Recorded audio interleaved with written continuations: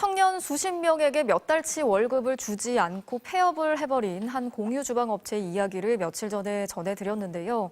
그런데 피해자 30명 중에 무려 25명이 사업주를 형사 고소했다가 취하를 했습니다. 떼인 돈을 돌려받지도 못했는데 무슨 이유로 수사를 중단해달라고 한 건지 차주혁 기자가 단독 취재했습니다. 배달형 공유주방업체인 키친엑스. 7명이 떼인 월급만 1억 1,200만 원, 전체 체불 금액은 수억 원이 넘습니다. 급기야 회사 대표는 나라에서 돈을 받으라고 했습니다. 나라에서 주는 돈을 먼저 받으라. 그 뒤로부터 연락이 안 되는 거죠. 나라 돈. 사업주 대신 국가가 체불임금 일부를 우선 지급하는 제도입니다. 2,200만 원이 떼인 진정훈 씨는 대지급금 1,000만 원을 받았습니다. 국가에서 받을 수 있는 최고 금액이지만 1,200만 원 아직 받을 돈이 남았습니다. 7천만 원을 떼인 임원도 2,500만 원이 체불된 직원도 나랏돈 1,000만 원만 받고 형사 고소를 취하했습니다. 민원 인사에 따라서 사건은 행정 종결된 건들이고요. 사건 종결 요청을 했다고요? 피해자분들이? 예. 정말 피해자들 요청으로 사건이 종결된 걸까? 형사 고소를 취하해야지 돈을 받을 수 있다. 고용노동부에서 고소를 취하해라 라고 말을 하셔서 근로감독관이 고소 취하서에 쓸 문구까지 직접 불러줬다고 합니다. 맞아요. 네, 불러주셨어요. 어떻게 적어야 되는지. 대지급금을 받으려면 형사고소를 취하해야 한다는 규정은 임금채권보장법 어디에도 없습니다. 대지급금을 받은 뒤에도 형사처벌로 사업주를 계속 압박할 수 있는 겁니다. 처벌을 원하면서 동시에 돈이 필요한 상황인데 동시에 할 수 없냐고 여쭤봤더니 그러면은 무기한으로 이게 언제 돈이 들어오고 할지 모르는 거다. 결국 사업주를 고소했던 30명 가운데 25명이 형사처벌을 포기했습니다. 형사처벌 원치 않으셨어요? 아니요, 너무 원했는데 제가 한번 되물어봤어요. 근로감독관님께. 대지급금을 받으려면 이 사람이 형사처벌을 못 받냐, 못 받는다고 하셔서. 관할 노동청은 그런 말을 했을 리가 없다고 했습니다. 아무것도 안 낼 수는 있어요. 근데 감독 경력 있는 사람이 그럴 리는 없다는 거죠. 고용노동부 역시 있을 수 없는 일이라고 했습니다. 그거는 말이 안 되고 그런 사례가 있으면 그거는 진대감이죠. 예, 그게 있을 수 없는 일. 그런데 MBC가 연락처를 입수한 피해자 14명은 모두 같은 말을 듣고 취하서를 냈다고 합니다. 전 원래 법이 그런 줄 알았어요. 대지급 받은 사람들이 모두 그렇게 같은 소리를 들었어가지고 그냥 그게 법이구나. 임금체불 사업주의 형사처벌에는 노동부의 강제 수사가 필수입니다. 잠적한 사업주를 찾아내 소환하고 은닉한 재산은 없는지, 유령법인은 또 없는지 조사할 게 많습니다. 악의적 체불 사업주는 구속수사, 체포영장 신청 등 적극적인 강제 수사로 체불에 대한 경각심을 높이겠습니다. 구속수사, 체포영장 같은 복잡한 절차 없이 피해자가 고소만 취하하면 사건은 그대로 종결됩니다. 대지급금을 나라에서 주는 거지 그 대표가 저한테 돈을 주는 건 아니잖아요. 형사를 취하하는 거는 그 대표한테 유리한 조건인데 그걸 나라에서 저한테 요구를 한다는 게 이해가 많이 안 됐어요.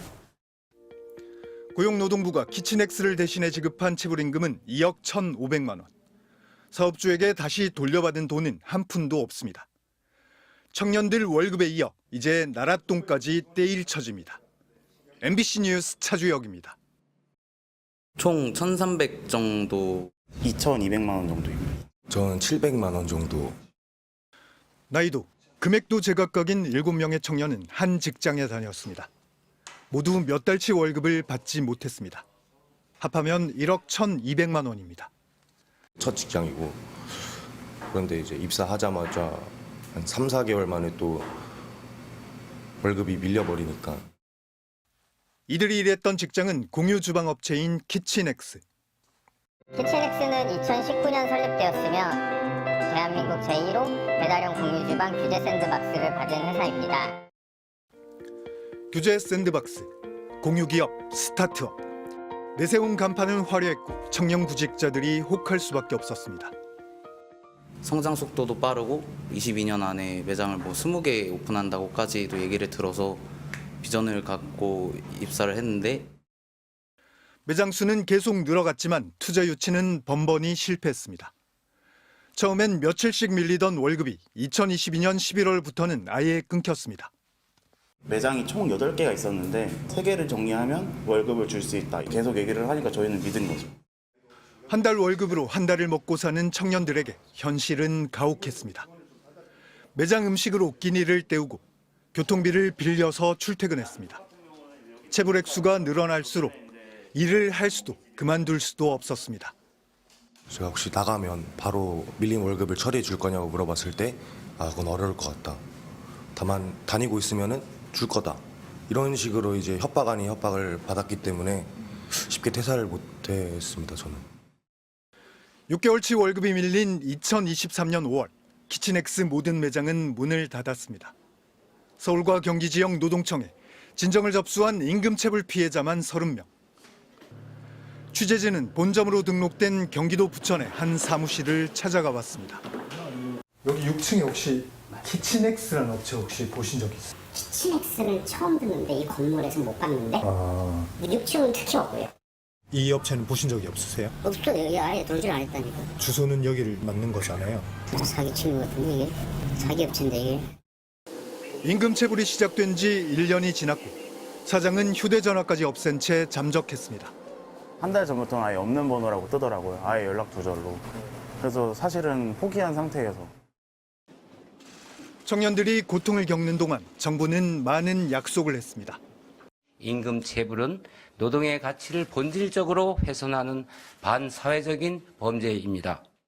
특히 사회 초년생인 청년들의 임금이 체불되면 학자금 대출 상환이나 주거비 등의 직접적인 어려움을 겪고 자칫 신용불량으로도 이어질 수 있습니다.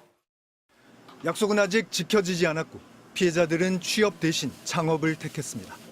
또 이렇게 급여를 못 받는 일이 생길까, 얼마나 탄탄한 회사인가 그거부터 들여보게 되더라고요.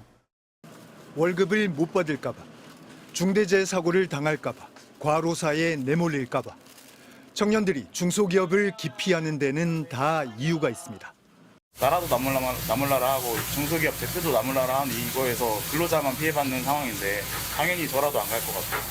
아무도 보장해주지 않는데 임금에 대해서도 근로시간에서도 그렇고. 키친엑스에 대한 임금체불 진정 30건 가운데 송치된 사건은 3건. 조사가 진행 중인 사건은 현재 2건입니다. MBC 뉴스 차주혁입니다.